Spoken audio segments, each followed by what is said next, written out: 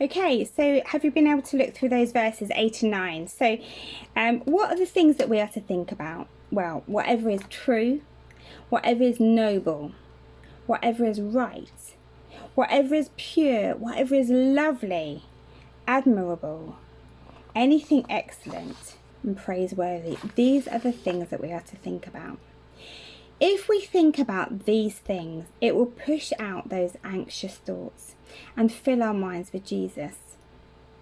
What are the Philippians to do with what they have learned from Paul? What does it say? What are they to do? Sort of in the middle of verse 9.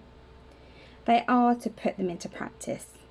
He doesn't want them just to hear the words and read this letter, but he wants them to act on these things. Well, it makes sense, doesn't it? What's the point of saying a load of stuff if you're not going to do what it says? How many times have we heard a sermon, and I speak for myself, maybe for others, and you thought, oh wow, that was a brilliant sermon, oh I really enjoyed that, really feel spiritually like, kind of rebuked and challenged, and then we've gone home and we've kind of got into life and we've just forgotten about it. We haven't put these things into practice.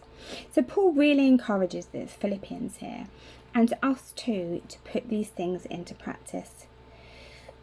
So just a little review over what we've looked at through the whole of this book. What has Paul taught them so far? Well, we've seen that we are to live our lives worthy of the gospel, that we are to imitate Jesus, that we are to do everything without grumbling and arguing, and that's a bit of a challenge, isn't it? And if we do this, then people can see Jesus, and it's like we will shine like stars. And that was really lovely, wasn't it? I encouraged you to sort of go out at night and have a look at the stars and think about, am I being a real witness for Christ? Am I shining like a star? And then last week or the week before, I can't remember, all blurs into one, doesn't it? We learnt that Timothy and Epaphroditus went back to the Philippian church. And then last week we looked that we are saved by grace. So if we put these things into practice, what will the result be? Looking back at this passage. So Philippians 4 verse 9, just at the end there. So what if we put these things into practice, what will be the result? God's peace will be with you. God's peace will be with them. God's peace will be with us. So perhaps today's lesson, today's passage has been a hard passage for some of you because of the situation that you find yourself in and the anxieties that you're feeling. So let's continue to pray for each other, especially as we're apart at this present time. And as we come to pray, let's rejoice and bring every situation to him. He knows, doesn't he? And he understands even when others don't. It is only in him that we can have peace. Isn't that great? It's only in him that we can have peace. And I pray for you all as well, because I know that it is an anxious time, and some of you and some of us are struggling with anxiety. Let's come to the Lord. Let's rejoice because he has done so much for us. Let's think about some of these things. Whatever is true, whatever is noble, whatever is pure, whatever is right, fill our minds with Jesus. And he will give us a peace that only he can give, a peace that we cannot understand or comprehend.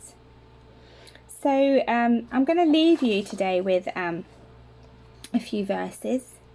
But before I do that, we have a book review. So do you remember last week or the week before I said if anyone had a book review that they wanted to share with us? So Anne Williams has very kindly done a book review. So we're going to play that in a minute. But before I do, I'm just going to recommend this book. Now, I have to admit, I haven't read this book completely from cover to cover, but I have dipped into it and had a look. And actually it looks a really good book. If you are struggling with worry about anxiety, with anxiety at the moment, then this would perhaps be a good book that you might want to pick up. So you can get it from the Good Book Company. I'm sure you can order that online. And it's by Timothy Lane. and it's living without worry. So how to replace anxiety with peace. So that might be worth a little read. So if you want to get that from the Good Book Company, then I'm sure you can go online and do that. If you want to get one and you don't know how to do the online stuff, just let me know and I can order you something. That would be great. So Anne, thank you so much for doing a book review. So over to Anne, and then we'll come back to me, and then we'll be finishing. So thank you, Anne. Hello. A little while ago, Carol mentioned that if anyone would like to do a book review, that she'd be happy to have it. So I thought I would have a go at that. The book that I've chosen is actually one that I picked up at the last ladies' conference that we went to, which was a little while ago now. It took me an awfully long time to get round to it. I think that was for a couple of reasons. First of all, if I could just show you the book, I know that'll be back to front and upside down and goodness knows what, but it is really quite a sort of dark cover, and when I read what it was about, I thought, oh goodness me, that sounds quite depressing, and I felt at the time there was enough depressing stuff going on without reading that as well. So that was one reason why it took me a long time to get round to actually reading this book. The other reason was that I can't bear kind of sensational Christian books where everything is kind of singing and dancing, and so for those two reasons really I was a bit afraid that that was going to be one of these very sensational books. Anyway, eventually I got round to it, and I must admit, once I started reading it I was absolutely gripped by it. It's basically the story, the life story of someone called Stephen, who was he was born into a black township in what was then Rhodesia, which of course became Zimbabwe, a very poor home. He was born as the oldest son to a teenage mum who went on to have two other children. She had been forcibly married to a man that she had not wanted to marry, and he eventually left the family. She was in no fit condition to cope, and eventually she took Stephen with his younger brother, I think it was into a local town or something, and actually abandoned them there and then. She told Stephen to look after his little brother. I think Stephen was about 7 years of age by that time. So things were very, very grim for him. He then went to live with members of his extended family, who again really just didn't want him and were actually really quite cruel to him. I should say, I don't think this story is told in a sort of overly graphic way, but he obviously had a really, really tough time. And in the end, still as a young lad, he decided just to up and leave, and he started living rough on the streets, sleeping out at night. He kept himself alive simply by taking food from the dustbin of the rich whites. So life went on. He eventually joined a local gang, a time of terrible racial tension, and the gang that he joined was becoming very, very violent, and he, with some other friends, decided one night they'd seen a big tent go up, and it was some sort of Christian mission, and they decided they were going to go and petrol bomb it, see how many people they could kill. So Stephen went off with homemade petrol bombs in a bag and a knife, and arrived at the tent. But when they got there, they were a little bit early, so he decided he would go inside. And I mean, absolutely incredible. He was a young boy, really, not even a man, a young boy who was filled with hatred. And at that meeting, he heard something that just changed his life. He actually went forward, spoke to the evangelist who had been preaching, still with his bag of homemade bombs, and realised there and then that God loved him and that through Jesus he could be forgiven. As I say, it was a time of great racial tension, and actually that kind of all literally exploded that night which meant that Stephen didn't again get to see the people from the tent, but he was changed. He was still living rough, he was still feeding himself from dustbins, he knew nothing really substantial about the Christian faith, he just knew that God had come into his life, and he knew that his lifestyle had to change. He couldn't read, he'd not had any education to speak of, and things were really pretty grim. And the rest of the book really is the story of how God goes on to work in his life. It was uphill all the way through, really, particularly in the early days. He did eventually get hold of a Bible, and in an incredible way he was given the money by someone most unexpectedly to buy a Bible, which was great. He bought a Bible because he couldn't read it, which was a bit of a problem. He tried to go to church, found it very, very unwelcoming and actually terribly hypocritical, and so stopped doing that. But eventually the Lord brought him back in touch with some of the people who had been involved in the original crusade. And it's just the story really of how he grew in the Lord in the most incredible way. And even when some lovely, lovely Christians had taken him under their wing, they didn't give him an easy ride of it. They could see potential in this young man for serving the Lord, and well, really, he just stuck with it. Often he was tempted to walk away from it, but it's a story of kind of keeping going. And I suppose, in a way, it ties in with what Carol's been talking about from Philippians, about pressing on. And he pressed on, by God's grace, he pressed on against all the odds. And and the most incredible things happened in his life. I say it's not sensational, I don't think it is, but on the other hand, some of the things that God did in his life and through him really were quite sensational.